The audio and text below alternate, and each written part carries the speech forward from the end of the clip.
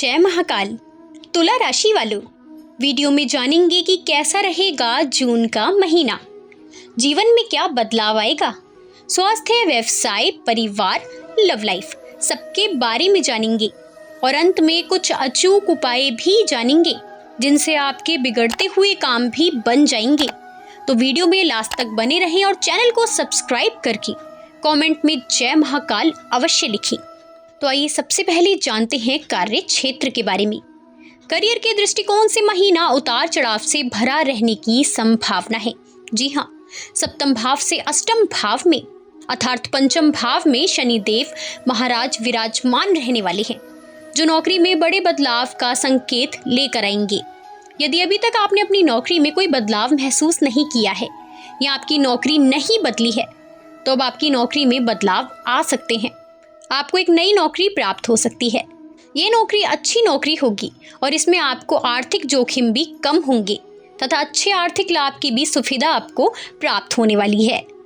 छठे भाव में राहु के विराजमान होने से आपके विरोधी आपके विरुद्ध कुछ भी करने से पहले 100 बार सोचेंगे और शांत रहेंगे। इसलिए आपको चिंता करने की कोई भी आवश्यकता नहीं है। अपनी ओर से अपने काम को पूर्ण मेहनत से करें। किसी पर भी क्रोध आपको नहीं करना है। किसी तरह की कंट्रोवर्सी में भी आपको नहीं फंसना है। ऐसा करने से नौकरी में आप अपनी स्थिति बिगाड़ सकते हैं। आपके सहकर्मियों का व्यवहार वैसे तो आपके लिए अच्छा रहेगा, लेकिन कई बार आपकी समझ से परे भी हो सकता है। इसलिए अपनी निजी बातें ज्यादा किसी के साथ साझा ना करें, ताकि कोई उनका अनुचित लाभ आपके प्रति ना उठा पाए। व्यापार करने वाले जातकों को थोड़ी सी सावधानी बरतनी होगी। एक तरफ तो आपका हर काम बहुत ही जल्दबाजी में होगा और जल्दबाजी में लिए गए निर्णय नुकसानदायक साबित हो सकते हैं। इससे बचने की आपको पूरी कोशिश करनी है। दूसरा, आपके व्यावसायिक साझेदार से संबंधों में गुस्से का समावेश हो सकता है, जो बात को बिगाड़ सकता है। ऐसे में आपको शांति से काम लेना है, ताकि आपके व्यापार को नुकसान न हो। आपका व्यवसाय में अच्छा लाभ तो हो सकता है, लेकिन वो आपको प्रत्यक्ष रूप से दिखाई नहीं देगा। अपितु आने वाले महीने में आपके सामने दृष्टिगोचर होगा। यानी आपको फायदा होने वाला है, लेकिन आपको पता नहीं चलेगा, परंतु आने वाले समय में आपको अच्छा खासा लाभ देखने को मिल सकता है। तो आइए अब जानते हैं कि कैसा रहने वाला है आपका स्वास्थ्य। ये महीना स्वास्थ्य के दृष्टिकोण से कुछ कमजोर रहने की संभावना है। जी हाँ, इसलिए आपको सबसे ज्यादा ध्यान इस महीने अपने स्वास्थ्य पर ही देना होगा। राशि स्वामी शुक्र महाराज महीने की शुरुआत में ही अष्टम भाव में बृहस्पति, बुध और सूर्य के साथ विराजमान रहेंगे, जिससे स्वास्थ्य समस्याएं आपको परेशान कर सकती हैं। इस पूरे महीने शनि पंचम भाव में और मंगल सप्तम भाव में तथा राहु छठे भाव में और केतु द्वादश भाव में बने रहेंगे। बृहस्पति का गोचर भी अष्टम भाव में बना रहेगा, जिससे स्वास्थ्य समस्याएं आपको परेशान कर सकती हैं। महीने के उत्तरार्ध में राशि स्वामी शुक्र आपके भाग्य स्थान में प्रवेश कर जाएंगे।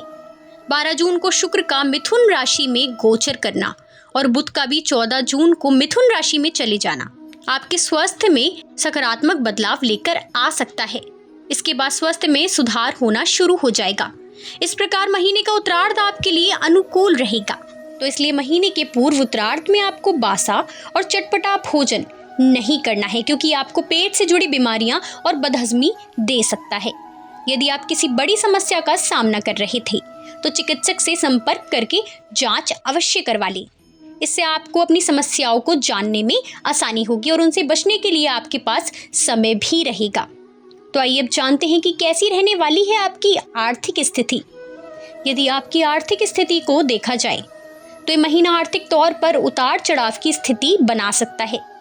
दूसरे भाव के स्वामी मंगल महाराज सप्तम भाव में विराजमान रहकर वहां से आपके दशम भाव, प्रथम भाव और द्वितीय भाव पर अपनी दृष्टि डालने वाले हैं, जिससे व्यापार में लाभ होने के योग बनेंगे।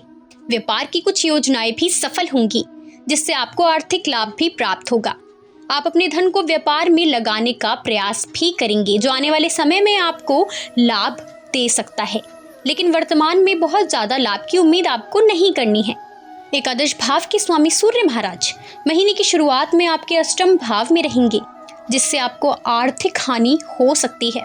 कहीं भी धन का निवेश करने से पहले कई बार सोच लें, क्योंकि उसके डूबने की आशंका बनी रहेगी।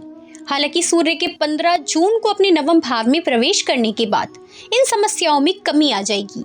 और सूर्यदेव की कृपा से आपको धन लाभ होने लगेगा। आपको सरकारी क्षेत्र से भी धन का लाभ होने के प्रबल योग बनेंगे। फिर भी इस महीने खर्च भी अप्रत्याशित रहेंगे और आमदनी की उम्मीद कम हो सकती है। इसलिए आपको अधिक समन्वय पर ध्यान देना होगा ताकि धन का दुरुपयोग आप नहीं कर पाएं और व्यर्थ में धन खर्च ना हो। तो इसलिए आपको सोच समझ कर ही अपना धन खर्च करने की आवश्यकता है। तो आइए अब जानते हैं कि कैसा रहने वाला है आपका प्रेम और वैवाहिक जीवन। यदि आपके प्रेम जीवन की बात करें तो पंचम भाव में बैठे शनि महाराज प्रेम जीवन को भरपूर प्रोत्साहन देंगे। आप जिनसे प्रेम करते हैं उनके प्रति आपका प्रेम सच्चा है और यदि आप अपने प्रियतम को सच्चा प्रेम करते हैं तो आपके पार्टनर को इसका एहसास भी हो जाएगा और आपका प्रेम और अधिक बढ़ने वाला है। और ऐसे में आप अपने रिश्ते को लेकर दीर्घकालीन योजनाएं बनाएंगे और अपने रिश्ते को आगे कैसे बढ़ाया जाए इस पर ध्यान भी आपको देना होगा। अभी अपने प्यार को प्यार ही रहने दें और उसे शादी का नाम देने की कोशिश ना करें क्योंकि ये स्थिति अनुकूल नहीं रहने वाली।